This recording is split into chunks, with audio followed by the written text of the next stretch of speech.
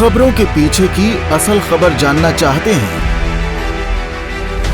तो देखते रहिए पॉइंट ब्लैंक बाय पुष्पेंद्र। हमारे साथ आज की चर्चा के लिए मौजूद हैं वरिष्ठ राजनीतिक विश्लेषक पुष्पेंद्र शर्मा जी। पुष्पेंद्र जी, आपका न्यूज़ भारत पर बहुत बहुत स्वागत है सर। हमारे साथ नीलम जी भी हैं, नीलम चौधरी जी, राजनीतिक विश्लेषक वो भी हैं, वरिष्ठ राजनीतिक विश्लेषक। आपका भी न्यूज़ भारत पर बहुत बहुत स्वागत है मैम। हमारे साथ बीजेपी से अनिल गोयल जी हैं और कांग्रेस से डॉक्टर सुधा मिश्रा जी हैं। आप सभी का न्यूज़ भारत पर बहुत बहुत स्वागत है। सबसे पहले मैं पुष्पेंद्र शर्मा जी के पास चलूंगा और उनके विचार आज के मुद्दे पर जानना चाहूंगा। क्या लगता है सर आपको, ममता बनर्जी जी ने जो ये बयान दिया है कि लोकसभा के जो चुनाव होंगे वो विधानसभा चुनावों के साथ कराए जाएंगे, इस पर आपको क्या लगता है, कितनी पॉसिबिलिटी है इस बात पर? पुष्पेंद्र जी।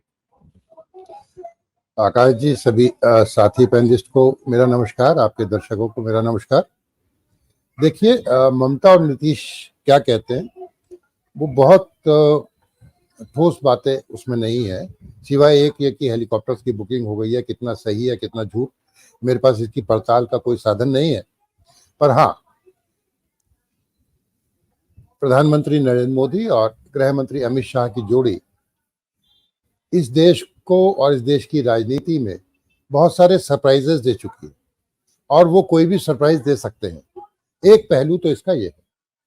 दूसरा पहलू इसका ये है जो पहले ममता ने कहा और फिर नीतीश जी ने कहा कि पहले से ही कह रहे हैं कि चुनाव जल्दी हो सकते हैं। आज उन्होंने इस बातों को दोहराया और इस बहाने ये कहा, उनका एजेंडा था इस बात को कहने के पीछे कि जो नया गठबंधन बन रहा है इंडिया, कि जल्दी से जल्दी इसमें मतभेद दूर करके आगे बढ़ा जाए और जो विपक्ष का गठबंधन होना उसकी मजबूती जल्दी से जल्दी हो जाए।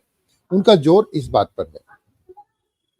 अगर हम प्रधानमंत्री नरेंद्र मोदी की बात करें तो वो कई बार कह चुके हैं कि पूरे देश में चुनाव एक साथ ही होने चाहिए। ये वो तर्क है जो इस बात के पक्ष में जाते हैं कि चुनाव जल्दी हो जाए। एक और तर्क दिया जा रहा है कि जो ओपिनियन पोल्स आ रहे हैं उनमें हालांकि पहले 300 से ऊपर सीटें दिखाई गई थी जनवरी के जब ओपिनियन पोल्स आए थे। अब जो ओपिनियन पोल्स आ रहे हैं उनमें वो संख्या थोड़ी कम होती जा रही है और जो विपक्षी गठबंधन है उसकी संख्या बढ़ती जा रही है। एक तरफ ये भी मजबूती से दिया जाता है कि चुनाव जल्दी करा लिए जाएंगे। दूसरा, जो आपने खुद भी कहा कि अगर राज्यों के चुनाव और लोकसभा के चुनाव साथ होते हैं तो प्रधानमंत्री नरेंद्र मोदी को उसका लाभ ये मिलता है कि वो चुनाव प्रधानमंत्री मोदी के फेस पर होने लगता है और इसका नुकसान अभी अभी हाल ही में भारतीय जनता पार्टी 2 राज्यों में उठा चुकी है, हिमाचल में और कर्नाटका में। हालांकि हिमाचल छोटी स्टेट है पर नुकसान तो नुकसान ही है, चाहे वो थोड़े वोटों से बने कुछ भी बने। तो उनको ये लगता है कि अगर एंटी इनकम्बेंसी जो चीफ मिनिस्टर्स की है या स्टेट की है वो भारी ना पड़े तो उस समय पे अगर लोकसभा चुनाव होंगे तो फिर मतदाता एक ही तरह से वोट करेगा। ये इसके पक्ष में तर्क दिया जाता है। लेकिन अगर मेरी निजी राय की आप बात करें तो मुझे नहीं लगता कि चुनाव इतना जल्दी कराए जा सकते हैं दिसंबर में। ये हो सकता है थोड़ा बहुत जल्दी कराएं, लेकिन जब तक राम मंदिर मुद्दे पर है, एजेंडे पर है और वो पूर्ण नहीं हो जाता, वहाँ सब कुछ पूजा नहीं हो जाती, लोग नहीं आ जाते और उससे माहौल में एक बार फिर से हिंदुत्व की धारणा को और मजबूत या उसे गर्मजोशी से पेश नहीं किया जाता, मुझे नहीं लगता कि तब तक लोकसभा के चुनाव मोदी जी और योगी मतलब शाह साहब की जोड़ी कराएगी। ये मेरा निजी है, मैं इसमें किसी को विश्लेषक का नहीं दे रहा, लेकिन जो सारी बातें दे रहे हैं।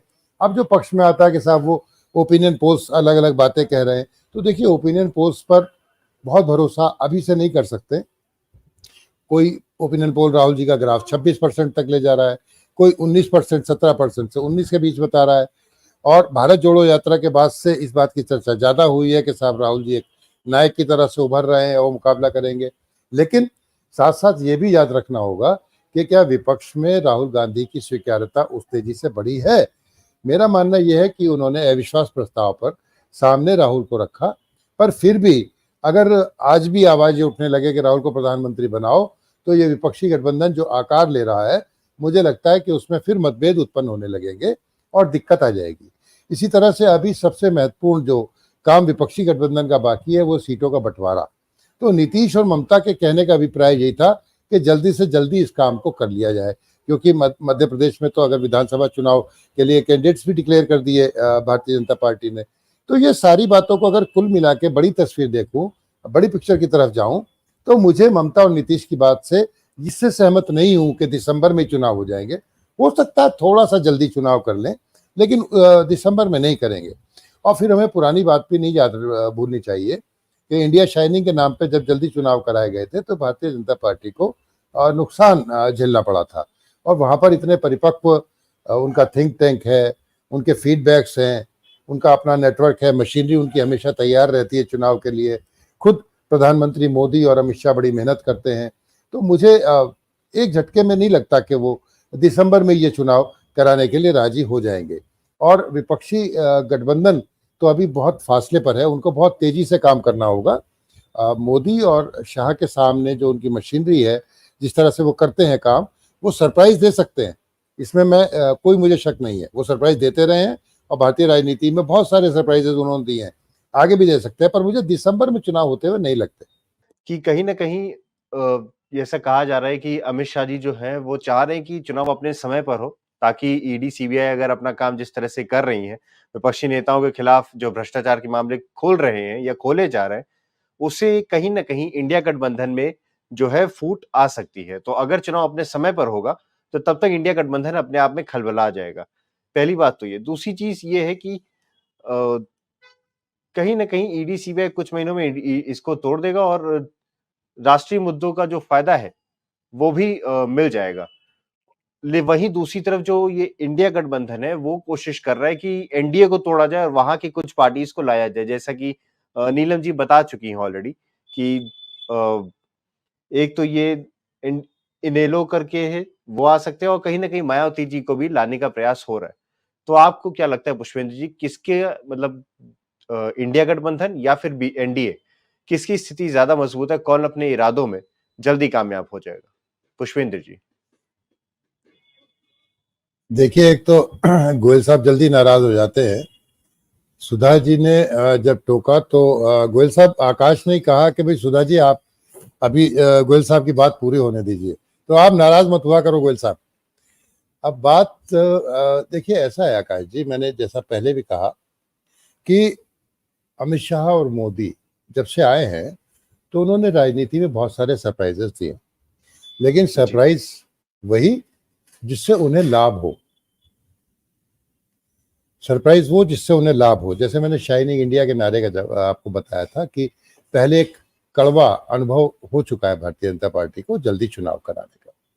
अब अगर हम वर्तमान परिस्थिति में बात करते हैं तो वर्तमान परिस्थिति में जो अभी गोयल साहब कह रहे थे कि ओपिनियन पोल उनके फेवर में आ रहे हैं, हाँ, ऊपर से ऐसा लगता था, लेकिन आप उसमें एनडीए और बीजेपी को अलग अलग करके देखना होगा।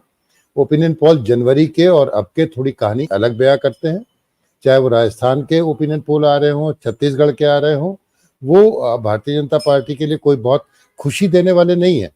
और वहां पर वो ये प्रयोग कर सकते हैं कि प्रधानमंत्री मोदी का चेहरा सीधे करा जाए आगे, ताकि लोकसभा चुनाव और राज्य के चुनाव अगर साथ हो रहे हैं तो वो एंटी इनकमेंसी स्टेट की ना रह जाए। इसका वो लाभ उठाना चाहेंगे, ये एक तर्क है। लेकिन जैसे मैंने पहले कहा कि दूसरा तर्क ये है कि जब तक राम जन्मभूमि, वहां पे मंदिर का सब पूजा पाठ और एक बड़ा इवेंट वहां नहीं हो जाए, तब तक वो लोकसभा चुनाव के लिए युद्ध में उतरना चाहेंगे। मुझे नहीं लगता निजी तौर पे कि वो जाएंगे। हाँ, विपक्षी गठबंधन में हलचलें बहुत तेज हैं, जैसा हवा में तैर रहा है भाई। इनेलो भी और मायावती जी के लिए कल से बहुत चर्चाएं शुरू हुई हैं। लेकिन साथ ही ये भी याद दिलाना चाहूंगा, अपने दर्शकों को जरूर बताना चाहूंगा कि मायावती ने जो आने की शर्त रखी है, अगर हम फारूक अब्दुल्ला वाली फोन की बात करें या नीतीश जी के किसी मैसेंजर की बात करें, तो उन्होंने यूपी में 40 सीटें मांग ली हैं। तो क्या 40 सीटें एक ही दल को देने पर, चाहे वो अखिलेश हो, चाहे वो आरएलडी हो, चाहे वो कांग्रेस हो, क्या राजी हो जाएंगी? तो अभी विपक्षी एक जो गठबंधन है उसको बहुत सारी दूरियां तय करनी है, बहुत मीलों लंबा फासला है जो उन्हें तय करना है। अब बंबई में मीटिंग होने जा रही है और वहां पर यह भी माना जा रहा है कि प्रकाश अंबेडकर की पार्टी और एक और पार्टी है लोकल पार्टी महाराष्ट्र की, वो भी शायद वहां पर आ जाए, जो अब तक एनडीए के साथ रहे हैं। ये आना जाना चुनाव में चलता है, लेकिन इसी वजह से दिसंबर में चुनाव हो जाए, ये रीजन सफिशिएंट रीजन नहीं है, ये सफिशिएंट रीजन नहीं है। और उसके लिए उन्हें भी तैयारी करनी होगी। ये अलग बात है कि जब सरप्राइज देते हैं तो दूसरे को आप, जब वो कम तैयार होता है तब उस पर अटैक करते हैं। तो अगर ऐसा सरप्राइज होगा, लेकिन मैं फिर दोहराऊंगा कि मुझे फिर भी ये नहीं लगता कि वो दिसंबर तक चुनाव हो पाए। और जो वर्तमान परिदृश्य है, ओपिनियन पोल तरह तरह के आ रहे हैं और ज्यादातर ओपिनियन पोल इसी को दिखा रहे हैं कि चाहे वो राजस्थान, जो राज्य के चुनाव हैं, राज्यों के चुनाव में भारतीय जनता पार्टी को कड़ी चुनौती मिल रही है। हाँ, सारे ओपिनियन पोल्स अभी तक एनडीए की तीसरी बार, यानी प्रधानमंत्री मोदी की तीसरी बार की वापसी की राह दिखा रहे हैं, लेकिन सीटों का अंतर देखते जाइए। जनवरी में जो था वो ग्राफ इस समय कम है, तो वो क्यों नहीं सोचेंगे अमित शाह और मोदी के चुनाव को जल्दी करा लिया जाए। जैसे कि दो डॉक्ट्रिन बताए कि एक तो ये कि भाई आप बहुत अच्छी शेप में है तब चुनाव कराते हैं, या आपको लगता है कि आपकी स्थिति खराब होगी तो आप जल्द चुनाव कराते हैं। ये सारी परिस्थितियां बन रही हैं। बावजूद इसके दिसंबर में चुनाव कराने से एक बहुत बड़ा जोखिम, बहुत बड़ा जुआ हो जाएगा। ऐसा ना हो कि बाजी पलट जाए, और वो इसका इंतजार करना चाहिए। अभी तो बहुत से घटक दल ऐसे हैं, एनडीए के भी और विपक्ष में इंडिया वाले भी, जो इन राज्यों के चुनाव के परिणामों पर अपनी निगाहें टकटकी लगाए बैठे हैं। उसके बाद जो आकार होगा वो शायद दोनों ही तरफ से डिफरेंट हो जाएगा। तो मेरा मानना यह है कि अभी दिसंबर, हो सकता है जल्दी चुनाव हो 1-2 महीना पहले, लेकिन दिसंबर कतई नहीं, जनवरी के बाद।